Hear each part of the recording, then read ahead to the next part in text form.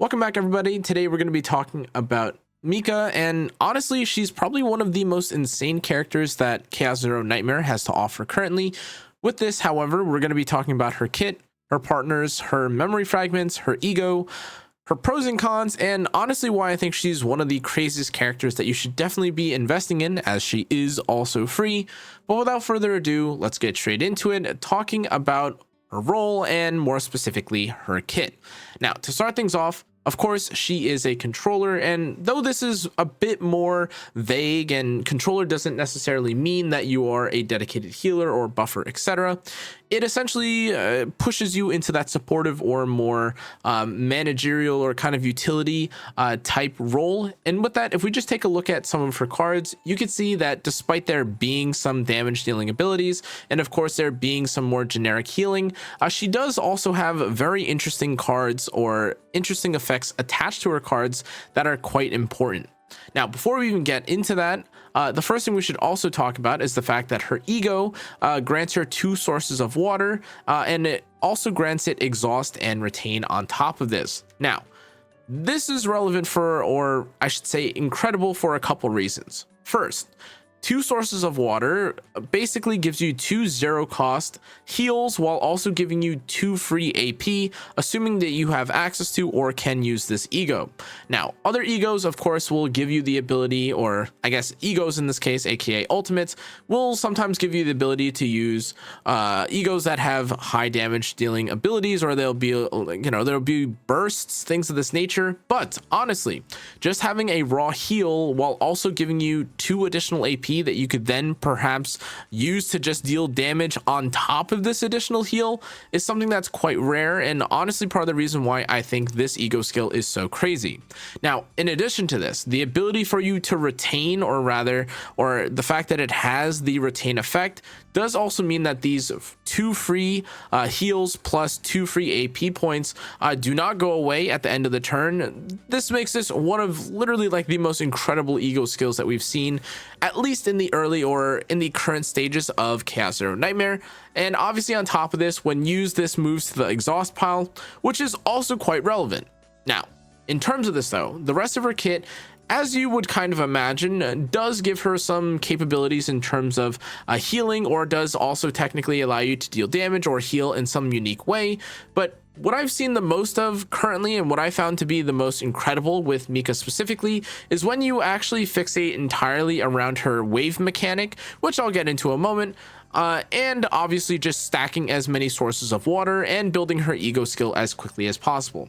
Now, of course, there are other cards, of course, that you could pick up, but just from the initial starting set of cards that we have, this source of water card, absolutely ridiculous. Something like tactical analysis, also really good for more reasons than one, but we'll have to get into a moment. But beyond this, we also obviously have to talk about something like Deluge, which is also nice. But of course, these are kind of moving pieces, so we should actually start talking about Wave, or more specifically Tide. Now, the wording on this, or the different use of terminology, is a bit confusing, but effectively the Tide effect gives you or affects the wave stacker that you, or the wave tracker that you have with Mika.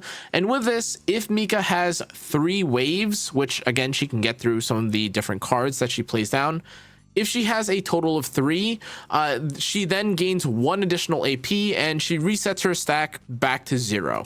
Now, this again basically means that if you have 3 waves, and if you end up using, say, something like tactical analysis, or rather 2, and then use tactical analysis, this will give you 3, which again, similar to something like source of water or anything else in the game, will then grant you 1 AP. Now, of course, this is absolutely huge because stacking or giving yourself more AP is insane, but in terms of how most people will be playing this character, rather than just fixating specifically towards healing exclusively, or having to use something like Water Barrier, or even using something like Water Arrow, it is super relevant, or super nice to see that you do have, or you could just use someone like Mika to constantly heal yourself into infinity and beyond, or actually even just use this as a character to stack or manipulate how many total actions that you could use each turn. Now, On that note, again, in terms of Tide, the reason why this is so relevant is because once we get to the manifest ego later for Mika, you'll see how or why the wave system here is so relevant, but let's not get too far ahead of ourselves. Now, the first thing we should talk after the cards actually is the partners.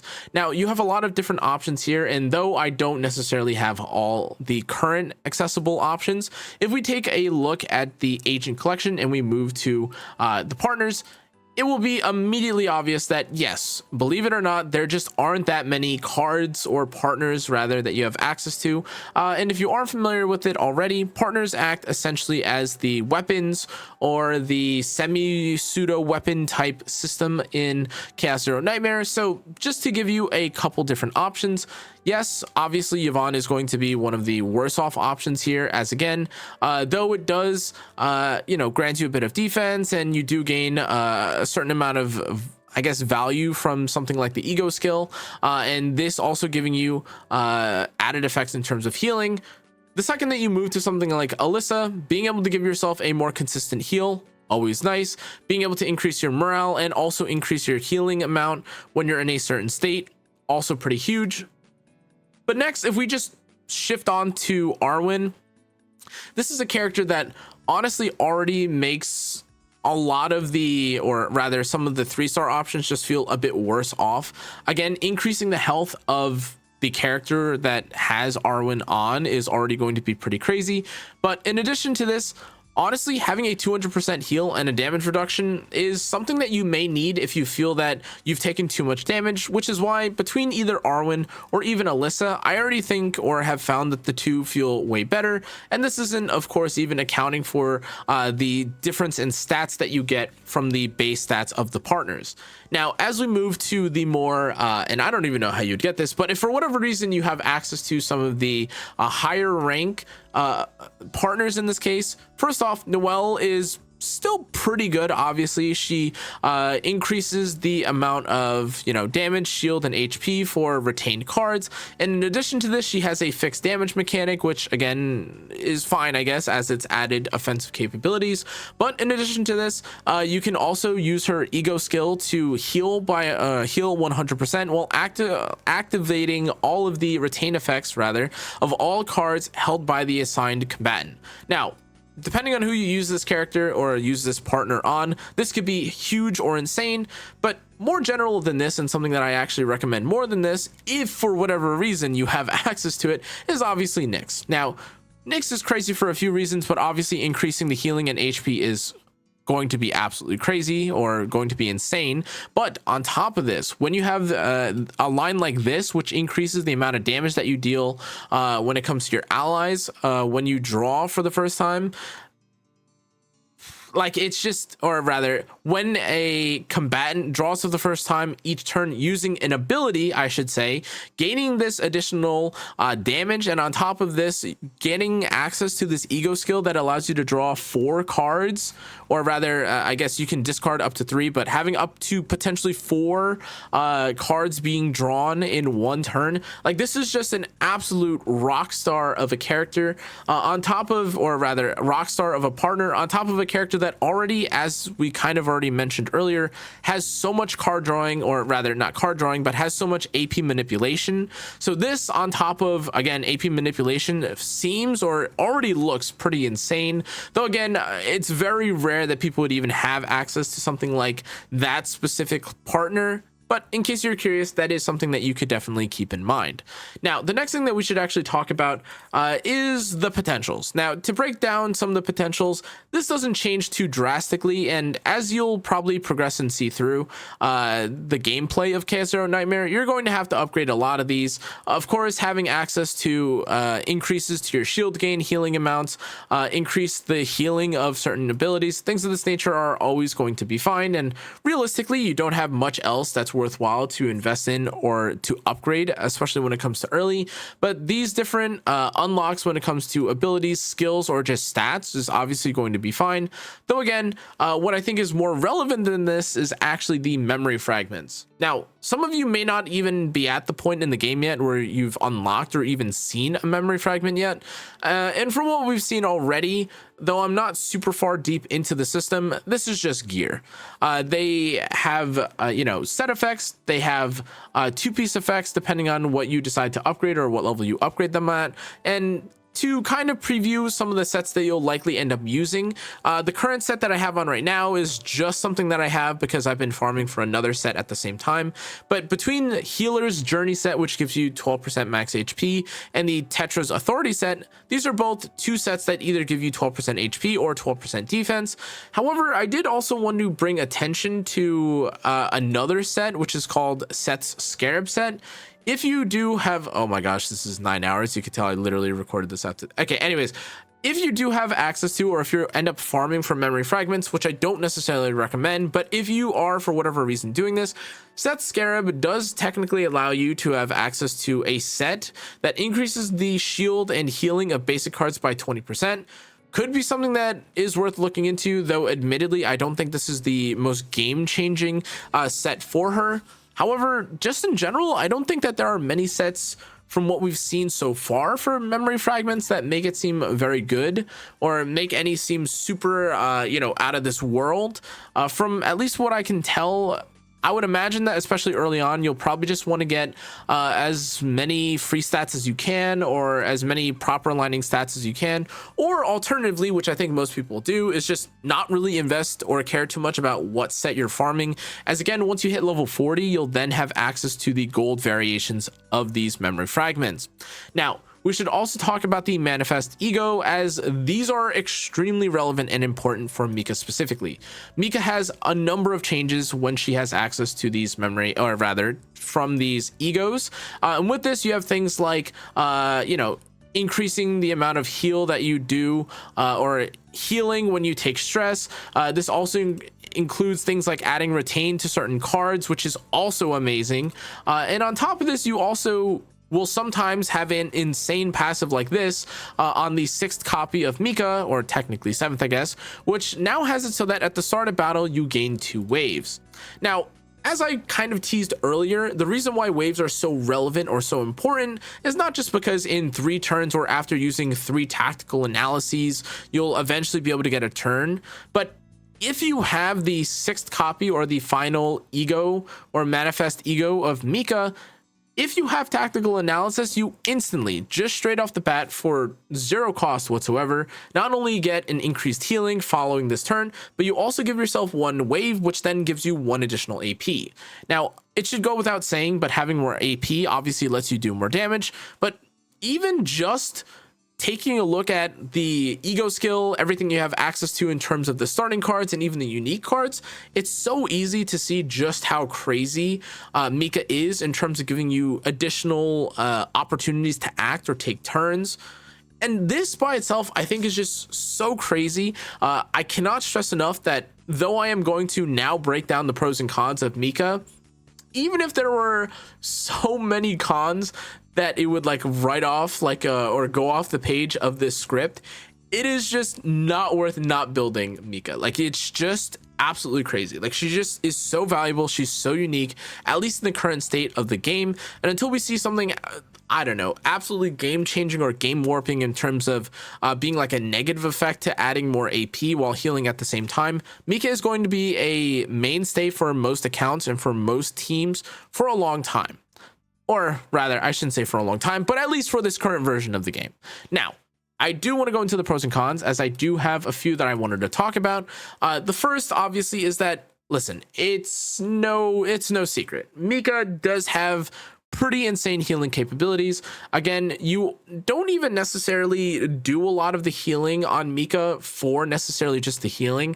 Most of the time you're using it to build up waves or heal yourself, or rather build up AP, or you're trying to use, even sometimes like with Whirlpool, you'll sometimes use it to just try and, again, hit multiple targets at the same time.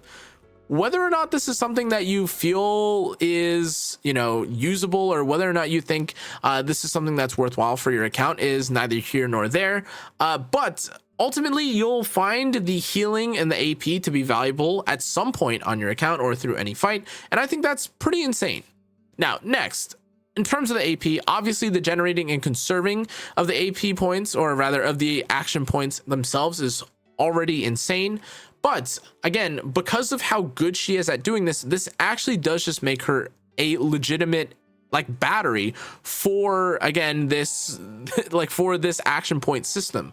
Now there are other characters, obviously, as we'll probably get into in future videos, like Cassius, who offer you the ability to spam out cards, or may in some cases give you some sort of way to generate action points. There is no one in the game that literally will allow you to bypass what the current action count is, and like, say for instance, allow you to use 2 of like Haru's main damage dealing ability back to back, for instance. Now, even on top of this, in terms of the cards that you have access to, she does also have even crazier epiphanies, which is super helpful because some epiphanies, though difficult to get at times, can be kind of mid. The epiphanies for, honestly, Mika are also really good, which is just really the cherry on the top of a character who fails to really not be used in any team comp. Now, moving on from this, we should obviously also talk about the cons. And truthfully, yes, she is a character that doesn't really have an insane amount of damage output. This isn't necessarily a character who you could argue like has some sort of ability that will like hit targets and also buff you at the same time, though arguably she does actually have access to this with her whirlpool attack. But you know, this exception aside, her damage output is notably low, but this obviously makes sense as, again, she's not really designed to be a DPS per se. Now, in addition to this, she does also technically lack any direct form of buffing or card draw, but again, if you were to give your Mika the ability to buff or draw more cards while also giving you infinite AP, well, this character would be the most broken character ever.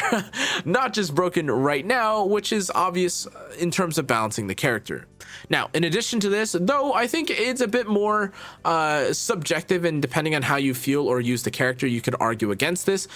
This M6 is super significant, and regardless of like which way you spin it, though you don't necessarily need a max copy of this to be good, it is definitely noteworthy that, again, your ability to say have 3, or rather I guess start with 2 additional action points at the start of a turn, like that understated value, or that value can just not be understated or overstated enough, I should say.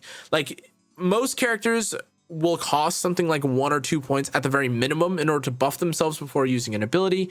And really, if you just go through and look at any character or any cards like this, that is kind of what you'll see. Like a character like Haru, for instance, won't be able to use power charge, like her AoE ability, if you don't have access to at least 2 points. And similarly, even her anchor shot is also in this sort of similar category.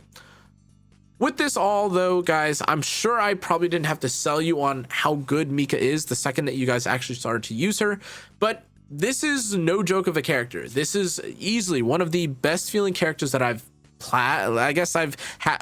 combine the words, played or had the chance to actually test out in Chaos Zero Nightmare.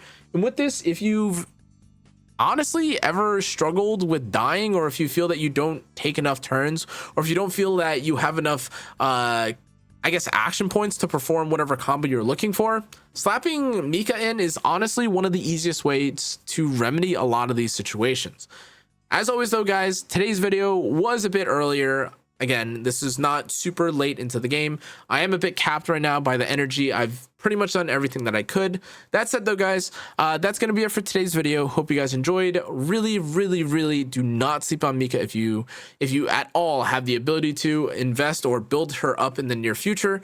But thanks again for watching, guys. I'll see you all in the next one. Stay safe, stay healthy. Good luck in Chaos Zero Nightmare.